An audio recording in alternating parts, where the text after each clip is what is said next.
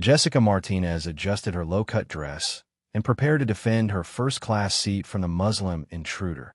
Her racist declaration, "A Muslim man in first class? I don't think so," would be recorded, live-streamed, and become the most viral discrimination moment in airline history. If you want to witness how one woman's entitlement sparked the most expensive religious discrimination case in aviation history, smash that subscribe button and hit the bell, because what happens next will leave you speechless. But let's go back to where it all began.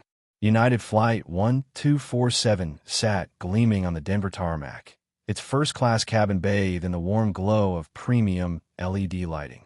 Seat 1A, the most coveted spot on the aircraft, commanded a perfect view of the Rocky Mountains and offered the kind of legroom that justified its $4,000 price tag. Jessica Martinez had spotted the empty seat during pre-boarding and made a calculated decision that would destroy her life within the next 30 minutes. She slid into the leather seat with the confidence of someone accustomed to taking what she wanted.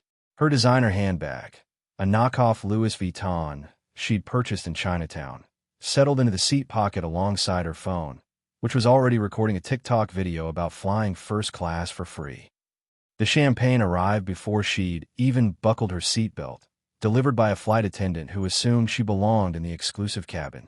"This is how you do it, girls," Jessica whispered into her phone camera, her voice carrying the breathless excitement of someone getting away with something. "Confidence is everything. Act like you belong, and nobody questions you." Her followers loved these life hack videos where she demonstrated various schemes for upgrading her lifestyle without paying the price. What they didn't know was that Jessica's entire social media presence was built on lies, theft, and manipulation. The flight attendant, Rebecca Chun, had been working United's first-class cabin for 6 years. She developed an eye for passengers who belonged and those who didn't, though her judgment was often clouded by unconscious bias. Jessica's blonde hair, revealing dress, and confident demeanor screamed, "Wealthy passenger," to Rebecca's trained eye. The expensive-looking handbag and designer sunglasses confirmed her assumptions, even though both were masterful counterfeits. "Ma'am, can I offer you some nuts or chocolates before takeoff?" Rebecca asked with the practiced smile that first-class passengers expected. Jessica accepted both, her phone still recording every moment of her upgrade success. The comments on her live stream were already flooding in with heart-eye emojis and requests for upgrade tutorials. 20 rows behind her, Omar Malik was completing his pre-flight prayers in the economy boarding area, his quiet Arabic recitations drawing curious glances from fellow passengers. His prayer beads moved smoothly through his fingers as he faced toward Mecca, calculating the precise direction with an app that had guided his spiritual life for 15 years. To most observers, he looked like any other devout Muslim traveler, beard neatly trimmed, traditional white thobe flowing gracefully, leather sandals worn smooth by countless journeys. What none of them realized was that Omar Malik owned every seat on this aircraft, every tray table, every oxygen mask, and every mile of airspace they would traverse. As the secret CEO and majority shareholder of United Airlines, he could have flown in the company's private jet, stayed in presidential suites, or commanded any luxury his position afforded. But Omar preferred traveling commercially, staying connected to the passenger experience that drove his business decisions. His boarding pass read, 1A, the seat he'd specifically requested for its privacy and proximity to the exit. Omar had important calls to make during the flight, merger documents to review, and a presentation to finalize for the board meeting in Chicago. The $4,000 ticket had been charged to his personal American Express Centurion card, the same legendary black card that required a $250,000 annual spending minimum and invitation-only membership. As boarding began for premium passengers, Omar gathered his briefcase and approached the gate. His phone buzzed with notifications from United's operations center, stock price alerts, and messages from the pilot personally welcoming the VIP passenger in 1A. The airline's most senior crew had been assigned to this flight specifically because of Omar's presence, though they only knew him by his reservation code, not his true identity. Rebecca Chun watched the boarding process from the galley, noting with satisfaction that her first-class cabin was filling with the usual mix of business executives, wealthy retirees, and upgraded frequent flyers. Jessica continued her live stream from 1A, now attracting over 3,000 viewers who were fascinated by her free upgrade story. The key is timing, Jessica explained to her camera. Board early, look confident, and act like you've done this a million times. These flight attendants are too busy to check every single seat assignment. Her followers ate up the advice, sharing the stream, and tagging friends who might try similar schemes. Omar approached the aircraft door, his boarding pass ready, and his expression calm. The gate agent had flagged him as their special passenger, though she'd been instructed to treat him like any other traveler, unless specifically requested otherwise. His white thobe flowed behind him as he entered the jet bridge, prayer beads still clicking softly in his pocket. Rebecca noticed him immediately as he entered first class. The traditional Islamic dress, the measured gait, the slight accent as he greeted her with "Peace be upon you," in perfect English. Her smile faltered almost imperceptibly as years of post-9/11 conditioning triggered unconscious alerts in her mind. Muslim passenger.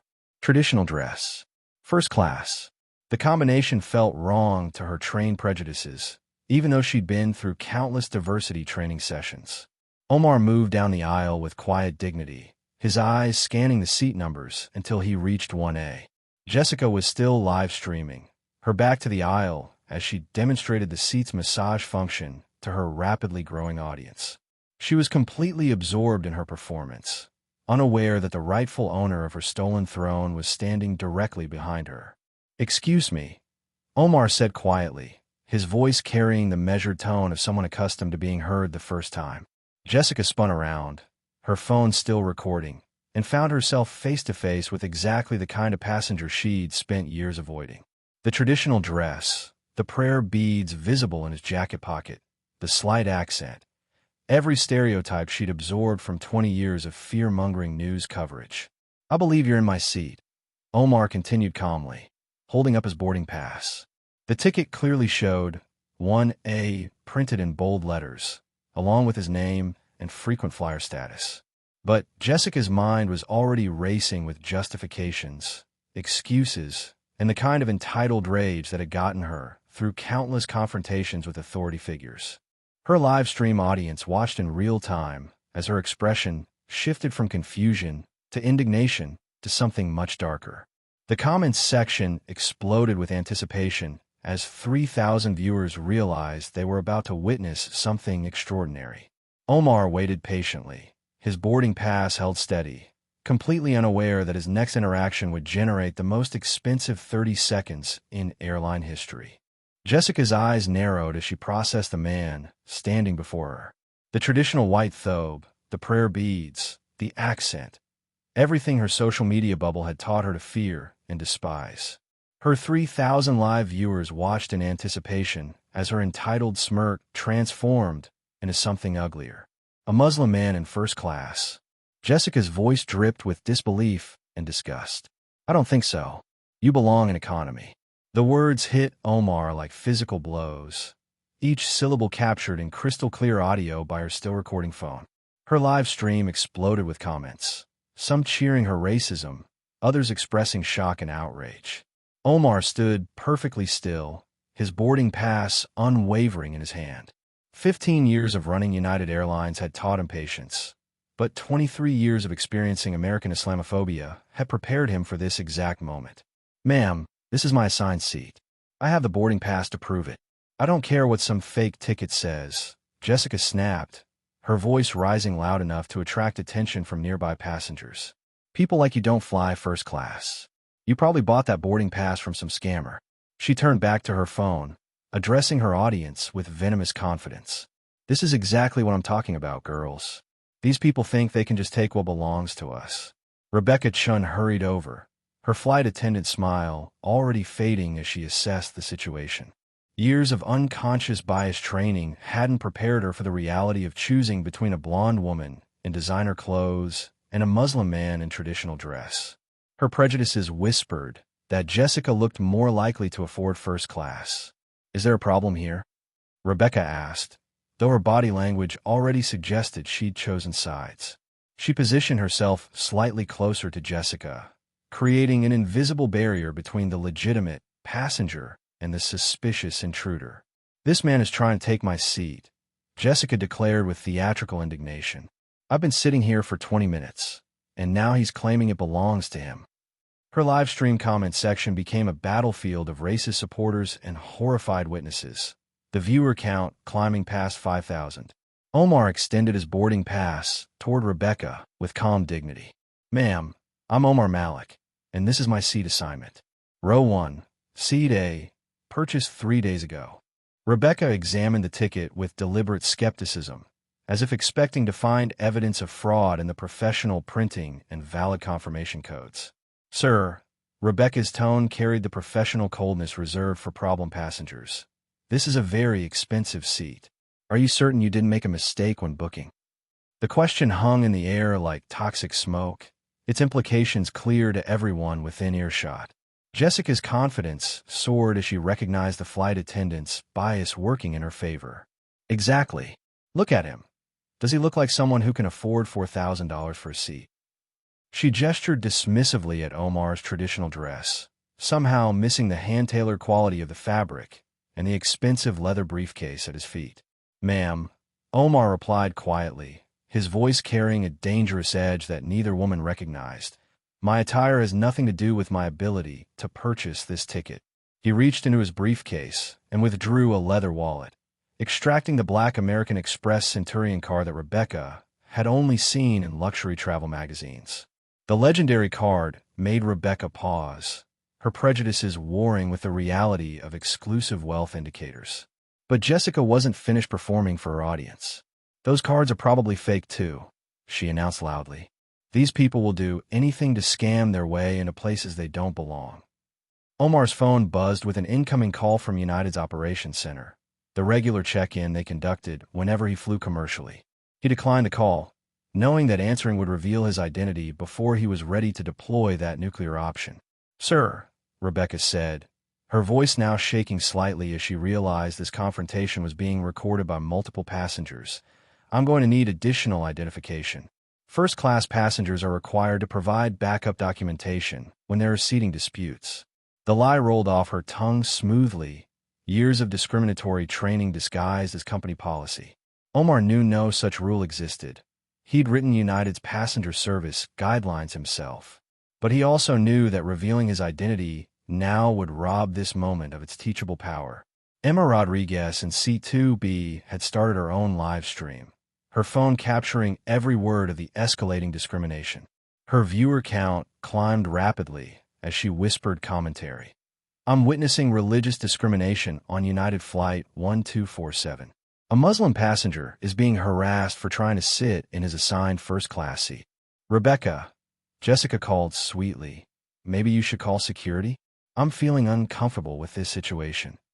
Her coded language was perfectly designed to trigger post 9/11 fears about Muslim passengers and aviation security. Rebecca's hand moved toward her emergency call button, 20 years of conditioning overriding her training about treating all passengers with dignity. "Sir, I think it would be best if you return to the gate to resolve this seating issue." Omar looked around the cabin, noting the phones recording from multiple angles, the horrified expressions of witnesses, and the growing crowd of passengers drawn by the confrontation. His moment was approaching, the revelation that would transform this discrimination into the most expensive mistake in United Airlines history. "Before I do that," Omar said quietly, "I have one question." His voice carried a new quality that made Rebecca's blood run cold. "Are you familiar with the legal consequences of religious discrimination in interstate commerce?" Jessica's live stream hit 10,000 viewers as the first lawyer in her comment section began explaining federal civil rights violations. The words legal consequences sent a chill through the first-class cabin that had nothing to do with the aircraft's air conditioning. Rebecca Chin's hand froze inches from her emergency call button as Omar's question hung in the pressurized air like a precision-guided missile. Jessica's live stream erupted with legal commentary from lawyers in her chat, but she was too intoxicated by her own performance to notice the shift in power dynamics. Legal consequences. Jessica laughed with the brittle confidence of someone who'd never faced real accountability. "What are you going to do? Sue us for asking you to sit in your proper place?" Her 10,000 viewers watched as she gestured dismissively, her designer nails catching the cabin light. Security will handle this terrorist wannabe. The word terrorist landed like a bomb in the cabin. Emma Rodriguez's secondary live stream captured the collective gasp from nearby passengers, her whispered commentary now reaching 15,000 horrified viewers across multiple platforms. Did she just call a Muslim passenger a terrorist for wanting his assigned seat? Omar remained perfectly still, but something fundamental shifted in his demeanor.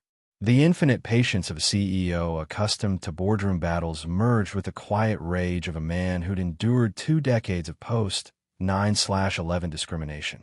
His prayer beads clicked once in his pocket, not from nervous energy, but from deliberate control. "Ma'am."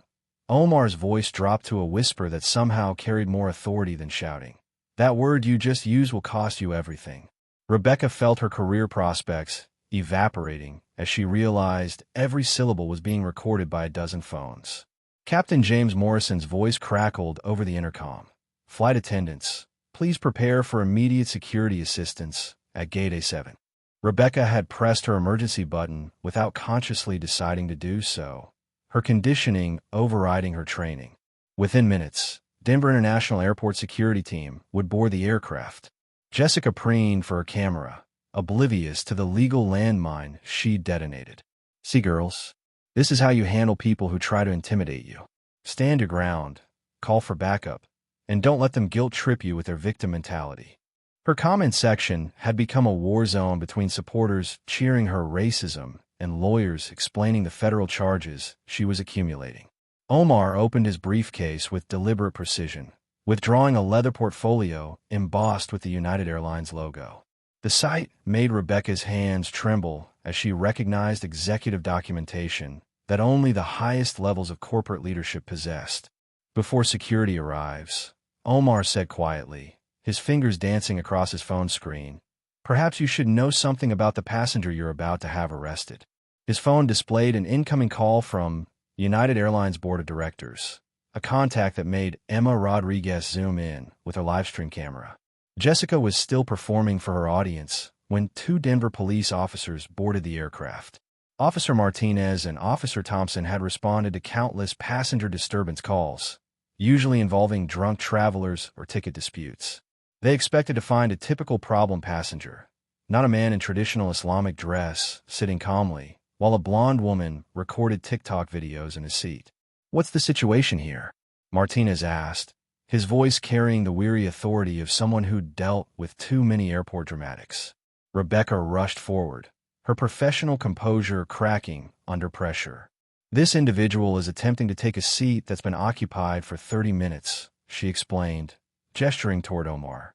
"The current passenger feels threatened by his aggressive behavior." The lie came smoothly, years of unconscious bias disguised as incident reporting. Officer Thompson studied the scene. Well-dressed Muslim man holding official-looking documents, blonde woman live-streaming her confrontation, multiple passengers recording everything. His instincts told him something was wrong with the flight attendant's narrative. "Sir," Martinez addressed Omar directly, "can you show us your boarding pass and identification?" Omar complied without argument, producing documents that were clearly legitimate. His boarding pass showed 1A in bold print, his driver's license matched his name, and his black American Express card gleamed under the cabin lights. Jessica sensed the officer's skepticism and escalated her performance. "He's been making threats about legal consequences," she declared dramatically. "I feel genuinely unsafe with him on this aircraft. As an American citizen, I have rights." Omar's phone rang again, the distinctive tone he'd programmed for emergency calls from United's corporate headquarters. This time, he answered on speakerphone. "Omar, this is Patricia Williams from Corporate Security. We're monitoring social media reports about Flight 1247. Are you all right?" The cabin fell silent except for the gentle hum of engines and the sound of Jessica's live-stream comments exploding with shock and vindication. Officer Martinez felt his confidence crumble as he realized they might be dealing with someone far more powerful than a typical passenger dispute. "I'm fine, Patricia," Omar replied calmly, his voice carrying to the back rows where economy passengers craned their necks to witness history. Though I think Captain Morrison and his crew have some explaining to do. Rebecca staggered backward, the full weight of her discrimination now recorded and witnessed by thousands of people across multiple platforms. Jessica continued live streaming, oblivious to the corporate earthquake building beneath her feet. "Sir," Officer Thompson's voice carried new respect and growing concern. "Exactly who are you?" Omar smiled for the first time since boarding the aircraft, his hand moving toward the leather portfolio that would detonate the most expensive 30 seconds in aviation history. Omar reached into his leather portfolio and withdrew a business card that made Officer Thompson's hand shake as he read it. Omar Malik, Chief Executive Officer, United Airlines. The simple white card with its embossed corporate logo contained more power than any weapon, more authority than any badge, and more devastating potential than any lawsuit. The cabin fell dead silent except for the sound of Jessica's live stream comments, exploding with shock and vindication. 22,000 viewers watched in real time as the Muslim man they'd seen discriminated against for 30 minutes revealed himself as the CEO of the airline, whose crew had just called him a terrorist. "That's impossible," Rebecca whispered, her voice barely audible above the aircraft's ventilation system. "CEOs don't fly commercial. They have private jets." But even as she spoke, her professional training kicked in, the same training that taught flight attendants to recognize VIP passengers by their documentation, their bearing, and their quiet authority. Officer Martinez stared at the business card as if it contained nuclear codes. 20 years of law enforcement had taught him to recognize authentic power, and everything about Omar Malik screamed legitimacy. The hand-tailored thobe, the genuine Centurion card, the calm authority, the corporate documents, pieces of a puzzle that painted a terrifying picture for everyone who discriminated against him. Jessica's livestream viewer count hit 30,000 as major news outlets began monitoring her feed directly. CNN, Fox News, and MSNBC were sending crews to Denver International Airport. The hashtag United Discrimination began trending globally, with thousands sharing their own experiences of airline bias. "This can't be real," Jessica said, her voice cracking for the first time. Her phone trembled in her hands as she read the comments flooding her feed. Lawyers explaining federal civil rights violations, activists calling for boycotts, and her own followers beginning to turn against her as they realized the magnitude of her actions. Omar's phone rang again, the caller ID showing United Airlines Operations Center. He answered on speaker, his voice carrying to every corner of the first-class cabin. "Omar, this is Director of Operations Sarah Chun. We're tracking your flight and monitoring social media. Sir, we have a code red discrimination incident going viral. How do you want us to respond?" The corporate hierarchy became crystal clear as Sarah Chin's panicked voice confirmed what the business card had already revealed. Rebecca felt her 8-year career with United Airlines dissolving in real time. Every diversity training session she'd ignored now coming back to haunt her. "Sarah," Omar replied calmly, "I want you to patch me through to our legal department immediately. We have multiple federal civil rights violations documented on live video, witnessed by 30,000 people and growing." His eyes never left Jessica's face as she finally began to understand the gravity of her situation. Officer Thompson backed away from the confrontation, his radio crackling with urgent communications from Denver Airport Authority. "Unit 47, we're getting calls from United Corporate Headquarters. Handle this situation with extreme care.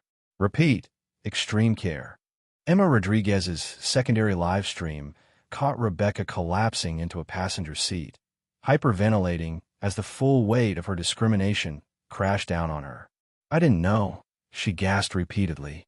"I swear I didn't know who he was." "That's precisely the point," Omar said, his voice cutting through her panic like a precision blade.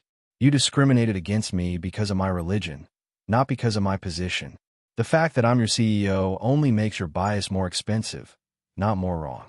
Jessica's phone displayed a flood of notifications as her social media followers began abandoning her in droves. Sponsors were pulling endorsements, brands were distancing themselves, and legal experts were calculating the potential damages in her comment section. Her 15 minutes of fame had become a lifetime of consequences. Captain Morrison's voice crackled over the intercom, his tone carrying the panic of someone whose career was evaporating in real time. "Ladies and gentlemen, We're experiencing a slight delay due to an administrative issue. We appreciate your patience.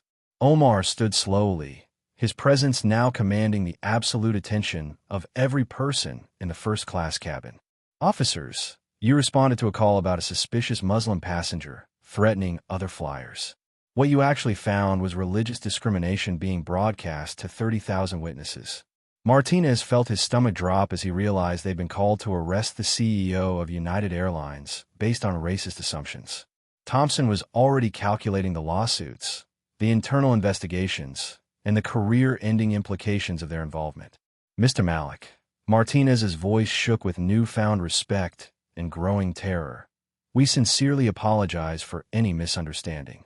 We were responding to crew reports of a passenger disturbance. There was no disturbance, Omar replied quietly, his authority filling the cabin like pressure before a storm. There was only a Muslim man trying to sit in the seat he paid for, and the discrimination that followed. He looked directly at Jessica, who was still live-streaming despite her obvious panic. Ma'am, Omar addressed Jessica for the final time. Your 30 seconds of racism just cost United Airlines $800 million in stock value, destroyed multiple careers, and created the most expensive discrimination case in aviation history. Jessica's phone slipped from her trembling hands, crashing to the cabin floor as 43,000 viewers witnessed the exact moment when racist entitlement met corporate accountability. Omar opened his laptop and began typing, his fingers moving with the precision of someone documenting evidence for federal prosecutors. The reckoning had begun. United Airlines stock plummeted 12% in the first hour as Omar Malik's revelation sent shockwaves through the aviation industry. Jessica's livestream had reached 67,000 viewers before she finally ended it, but not before CNN, Fox News, and every major network had captured her racist meltdown for permanent broadcast. Denver International Airport transformed into a media circus as news vans raced toward Gate A7. TMZ helicopters circled overhead while reporters positioned themselves for the most expensive discrimination story in airline history. The hashtag United Discrimination was trending globally, with millions sharing their own experiences of religious bias. Jessica sat frozen in seat 1A, her designer dress now wrinkled, and her makeup streaked with tears of realization. The seat she'd stolen had cost United Airlines $800 million in market value and destroyed her influencer career in under an hour. Her phone buzzed relentlessly with notifications, followers abandoning her, sponsors canceling contracts, and lawyers offering to represent Omar pro bono. Rebecca Chen hyperventilated in the galley as United's corporate crisis team flooded her phone with urgent calls. 8 years of service, dozens of commendations, and a spotless record had evaporated in 30 minutes of documented discrimination. Captain Morrison's career suffered the same fate as his radio crackled with emergency communications from corporate headquarters. Omar stood calmly in the aisle, his presence now commanding absolute respect from every person who'd witnessed his humiliation and subsequent revelation. Officers Martinez and Thompson, he addressed the police with quiet authority. You responded to arrest a Muslim man for the crime of existing in first class. I trust you'll include that context in your incident reports. Both officers nodded nervously, already calculating the internal investigations and sensitivity training that awaited them. Martinez's radio crackled with urgent messages from his supervisor, who'd been fielding calls from United's legal department for 20 minutes.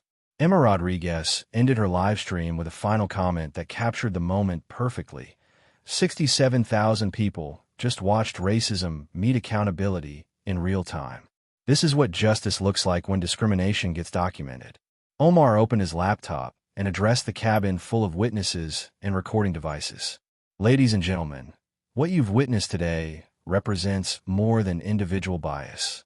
You've seen how assumptions become lawsuits, how prejudice becomes corporate crisis, and how ordinary discrimination destroys extraordinary careers.